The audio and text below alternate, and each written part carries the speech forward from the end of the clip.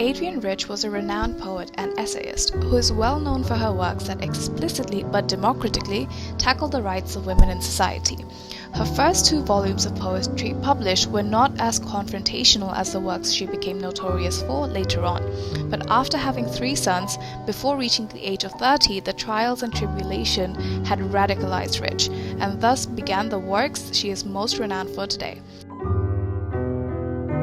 The activism aspect of her works hadn't appeared out of the blue after the trauma of being a young mother. However, her poem Aunt Jennifer's Tigers, from her first published book, A Change of World, from Yale University Press in 1951, demonstrates the seeding of her passion very clearly. In this poem, the speaker speaks of Aunt Jennifer's masterpiece of a tapestry and the magnificent tigers she embroidered into it, how they are unafraid, confident, and vibrant. Then the speaker moves on to give her glimpses into what Aunt Jennifer herself was like, what her life has been like. She is described as somebody entirely worn by the roles and obligations thrusted upon her by her marriage, by patriarchy. She is described as a helpless and terrified woman, unable to relax and grow into her fullest potential. The suffering she faced in her marriage has worn her down to the point where carrying out a task as seemingly as easy as putting the needle through the tapestry is difficult for her. The wedding ring, instead of representing a token of love, was described like it was a shackle for her. Even in death, she cannot escape the heavy mantle of society's expectations and harsh judgment. She is haunted by what it seems to be a woman in her time and situation, even in death. On the other hand, the tigers she embroidered are what she yearned to be, everlasting in their brilliance, unbound by society. It constructs such as gender and gender roles, and unafraid and uncaring of the humans beneath them.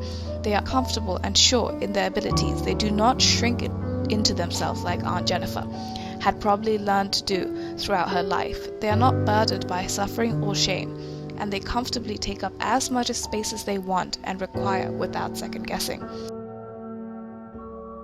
These tigers are not women, they are not men, they are not human at all. They do have biological sex, but that is different from gender. They do not believe or they do not feel the need to simply act based on what would be expected from them due to their genes. They simply exist.